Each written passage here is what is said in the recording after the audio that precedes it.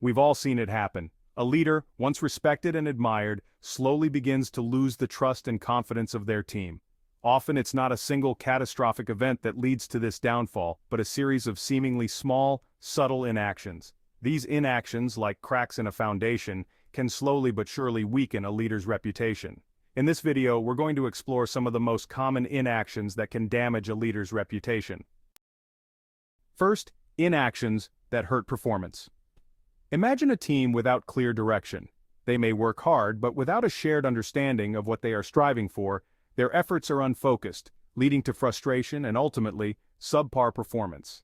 Equally damaging is the inaction of ignoring low performance. Sweeping issues under the rug, hoping they will magically resolve themselves, only creates resentment and perpetuates mediocrity. Leaders who fail to address performance issues directly send a message that excellence isn't a priority. Conflict, while uncomfortable, is inevitable in any team. Leaders who shy away from addressing conflict directly allow it to fester, creating a toxic environment of distrust and animosity. Second, inactions that hurt productivity. Communication is the lifeblood of any successful team. When leaders neglect to communicate openly, frequently, and transparently, they create a breeding ground for rumors, misunderstandings, and distrust. Stress, left unchecked, can cripple a team's ability to function effectively. Leaders who fail to acknowledge and address stress levels within their teams are essentially ignoring a ticking time bomb. Relationships are the foundation of any high-performing team. When leaders neglect to invest in building strong, authentic relationships with their team members, they create a climate of disengagement and apathy. Finally, indecision can be paralyzing. Leaders who struggle to make timely decisions create a bottleneck that stifles progress and frustrates their teams. Third, inactions that demotivate people.